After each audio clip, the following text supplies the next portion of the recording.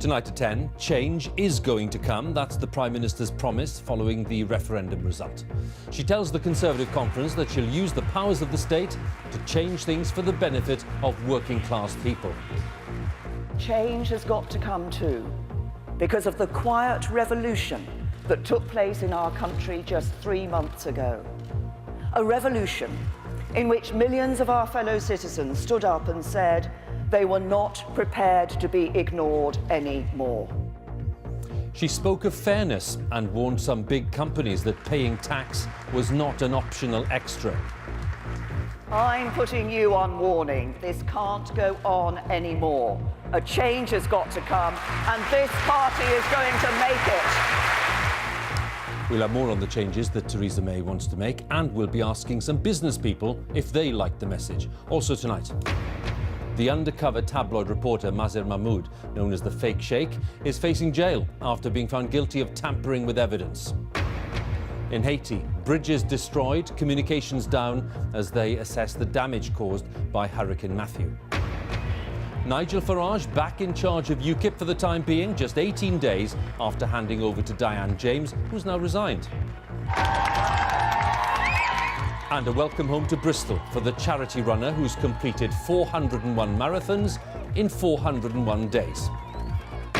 Here, the manager of a company that made doors goes on trial for manslaughter 3 years after 2 men were crushed by one. And bullied, threatened and spat at, an increase in attacks on ambulance staff.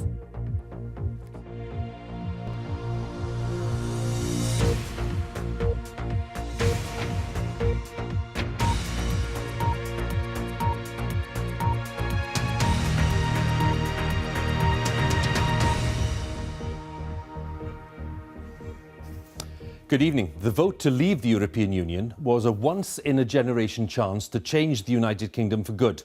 That was the Prime Minister's message to the Conservative conference today, where she described the referendum result as a quiet revolution and promised to address the needs of ordinary working-class people. And in stark contrast to some of her predecessors, Theresa May commended the role of the state in improving people's lives. This report by our political editor Laura Kuenssberg does contain some flash photography.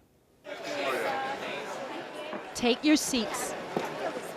The new Prime Minister's big performance was about to begin.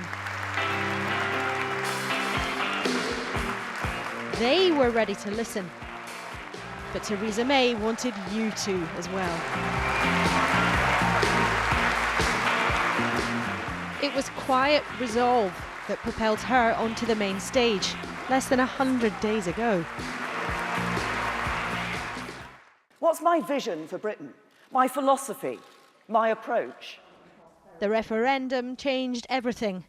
It's her time now.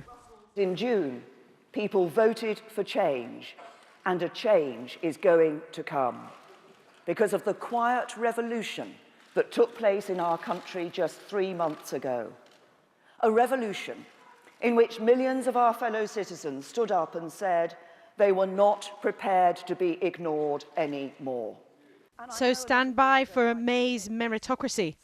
Easy to say, much, much harder to make it happen.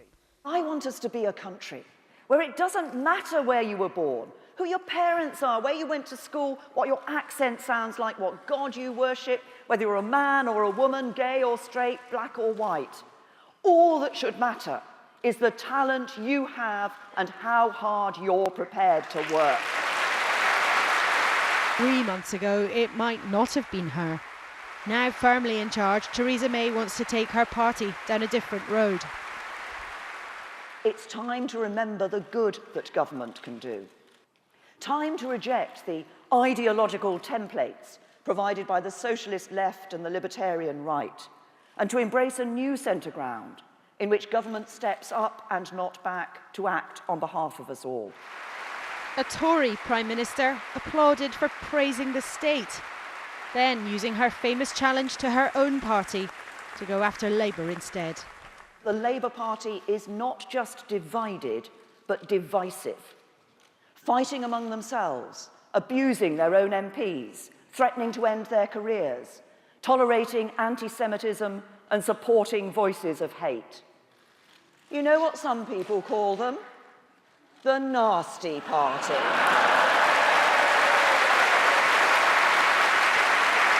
It was a speech about her basic beliefs to the audience here and far beyond.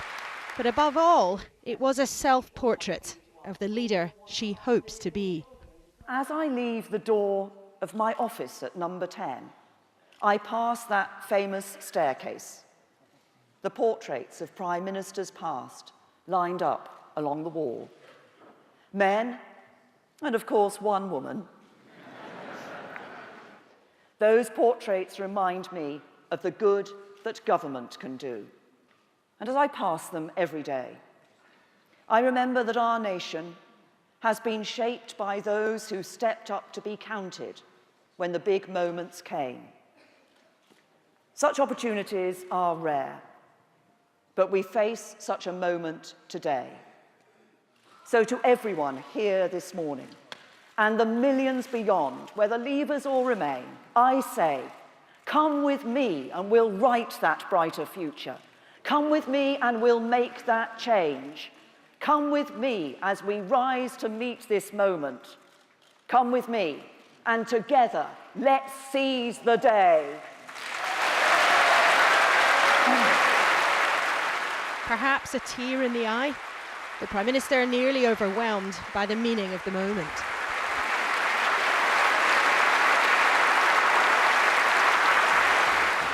But political success is determined over years, not one platform performance.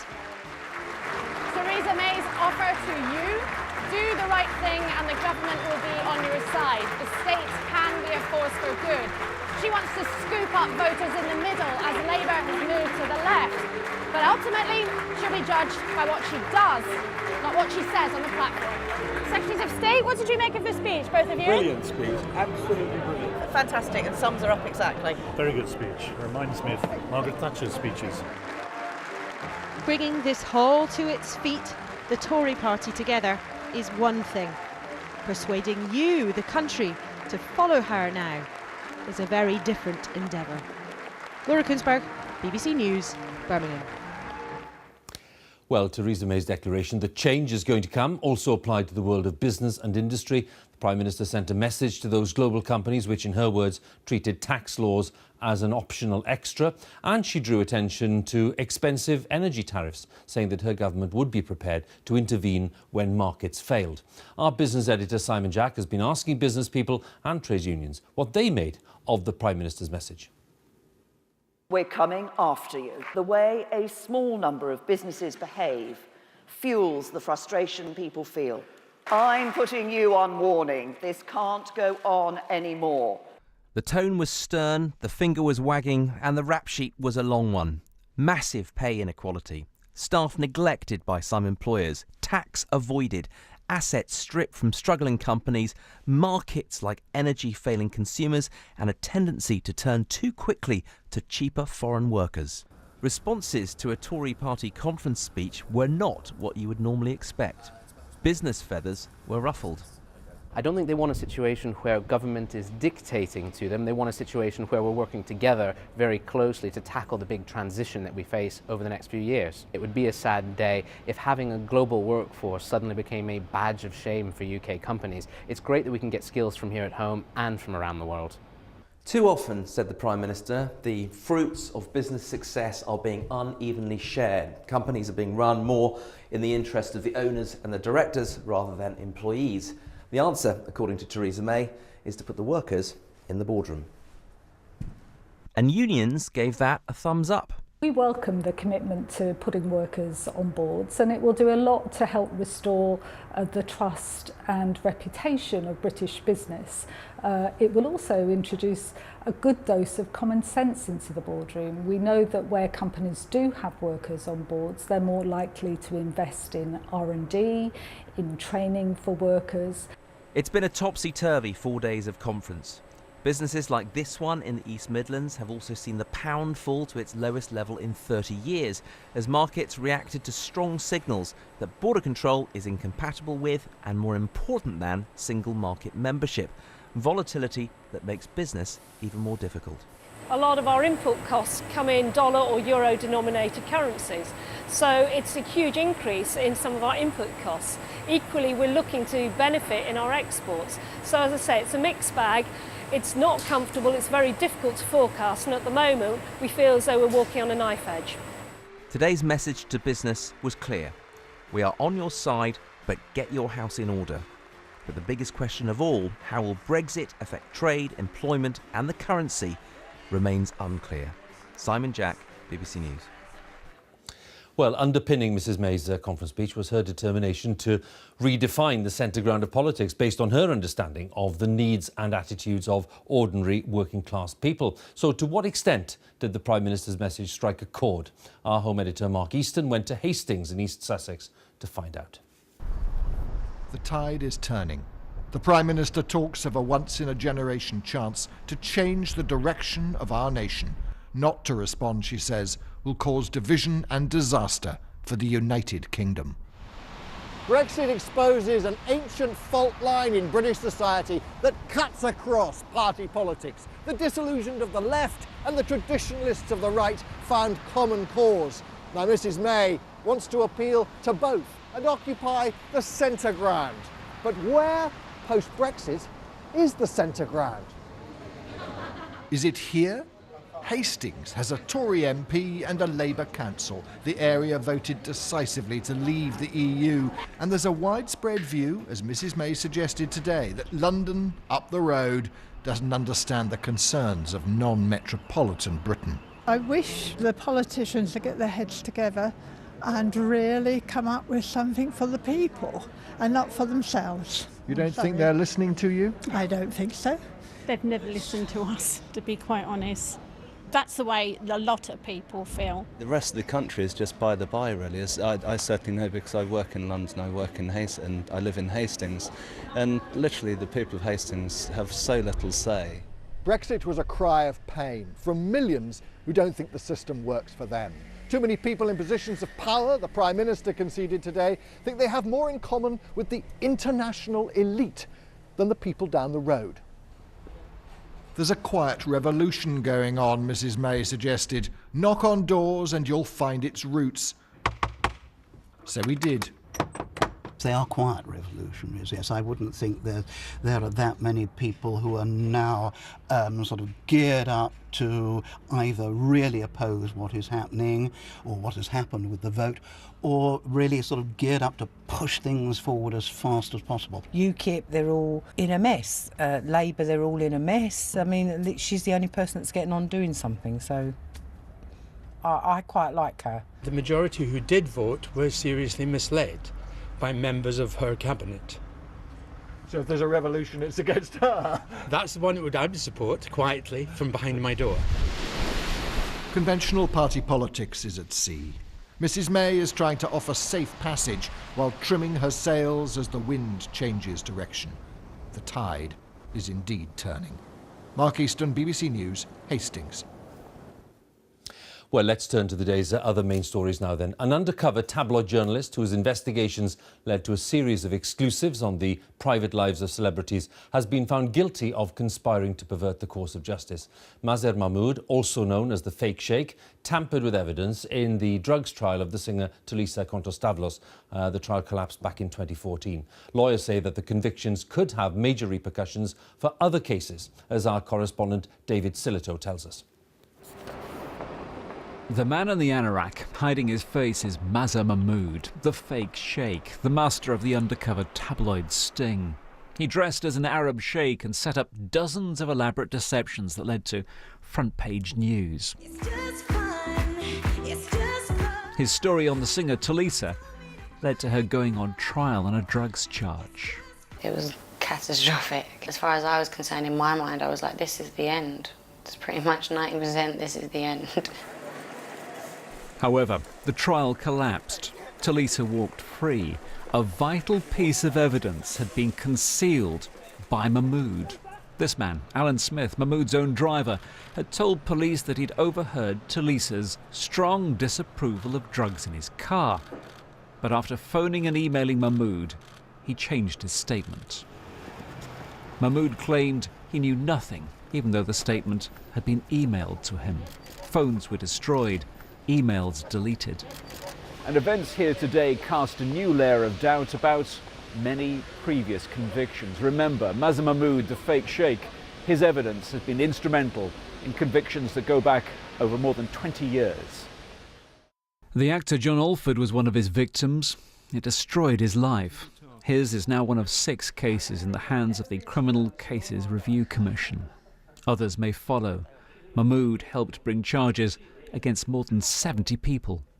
This is going to dwarf phone hacking in a way, because although there might be a smaller number of claims, the amount of damage that has been done to people goes back many, many years. Lost income, lost houses, lost liberty. Phone hacking, corrupt payments, this is far from the first time that the tactics of the press have been in the spotlight. But Mazen Mahmoud, the fake sheikh, he was the secret star. And Talisa's lawyer says police have strict controls about undercover traps. But when it comes to evidence from journalists... Sadly, that's not the case, as the recent Talisa trial has just exposed in the case of investigative journalists.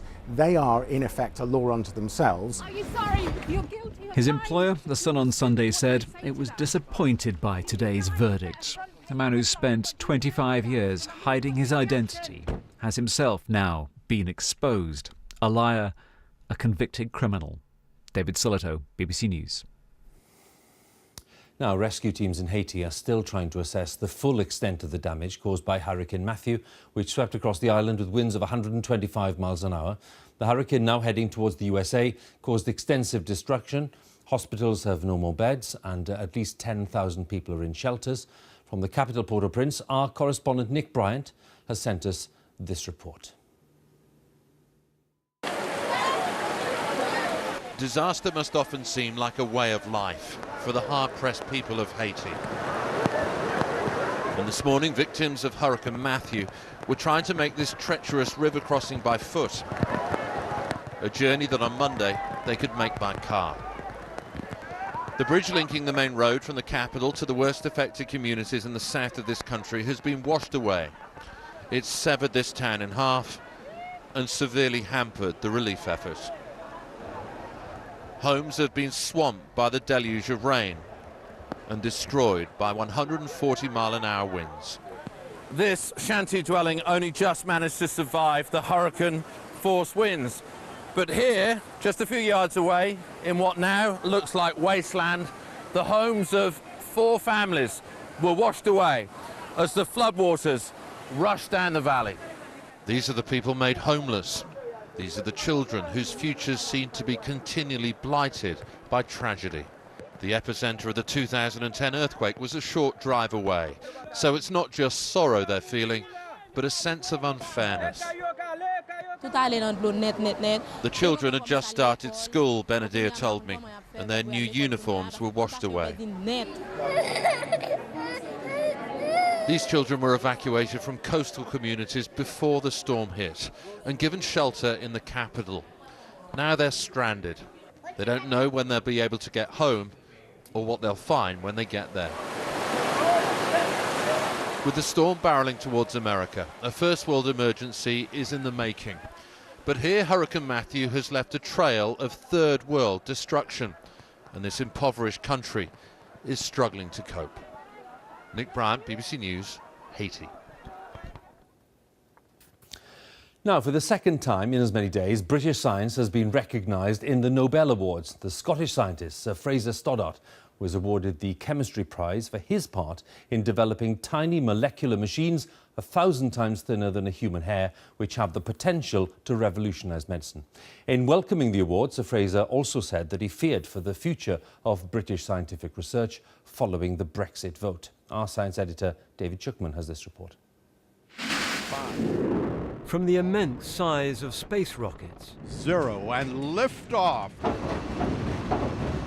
to the gigantic dimensions of heavy industry, to the Large Hadron Collider in Geneva.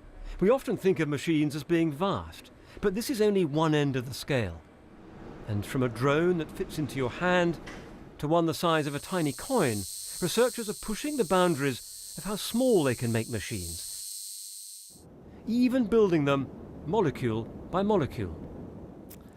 This year's Nobel Prize in Chemistry is about the world's smallest machines. There were 3 winners, one of them Sir Fraser Stoddart, who was born in Scotland and now works in Illinois.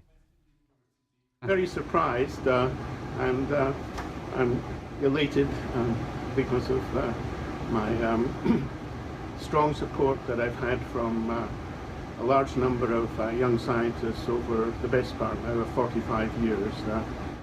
It takes some imagination to grasp what this Nobel Prize for Chemistry is all about, and the key thing is scale. So picture a typical human hair. It's pretty narrow, but then visualize zooming past its surface and right into its structure, drilling down to the very molecules that it's made of, 1,000 times thinner than that hair.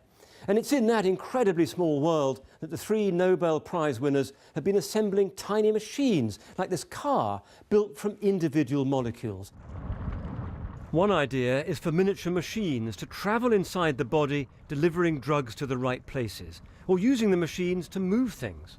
Imagine that you could actually transport things across the surface on a coating of molecular machines. So it might be possible to transport this bottle over here just by shining a laser pointer one day. So all these things that sound like a Harry Potter film are going to one day be possible. But Sir Fraser Stoddart used his big day to warn that British science would suffer from Brexit. If I look back to my old country, it's in a real mess because it thinks that it can raise borders to people coming into it. He said that labs here would lose out without access to the best researchers across Europe. A stark warning at a proud moment for some startling science. David Shukman, BBC News. A 41-year-old man has appeared in court, charged with drugging and murdering 4 young men that he'd met on gay social networking sites. Stephen Port from Barking in East London is accused of giving his victims drugs before sexually assaulting them and leaving their bodies in or near a churchyard, along with suicide notes. He denies 4 counts of murder and 25 other offences. Well, Nigel Farage is back in charge of UKIP for the time being, following the abrupt resignation of Diane James, who stepped down last night after just 18 days in the job for personal reasons. Mr Farage says he'll continue as interim leader until a permanent successor is elected. The announcement has caused yet another row within the party that gathered 4 million votes in last year's general election. Our political correspondent, Alex Forsyth, has the latest on UKIP's leadership troubles. There's some flash photography coming up. Independence Party, Diane James. The enthusiastic victor less than 3 weeks ago. Diane James knew she had big shoes to fill as UKIP's new leader. And after a period of bitter infighting, she urged members to rally behind her. I ask you, support me, work with me, win with me. But just 18 days on, she stepped down, saying some in the party were never fully behind her. Along with family illness and some personal abuse, the job proved too big, the rifts too deep. It suggested she was always a reluctant leader. The paperwork for the post had a Latin phrase written next to her name, meaning an agreement made under duress. So this man, who's returned after resigning twice before, is back in charge. I keep trying to escape. I keep getting over the wall and running for the hills, and before I'm finally free, they drag me back. Insisting, though, it's only temporary. I think I've done my bit. I've absolutely no intentions of ever coming back to lead UKIP or any political party. I'm done. The leadership contest will be rerun with some new contenders. The MEP Stephen Wolfe is the first to declare. Other former candidates are hedging their bets. One said, rather than a shambles, this was good PR for the party. I see it as a very positive thing, very positive for PR. And of course, people enjoy the excitement. It's almost like being a part of Dynasty.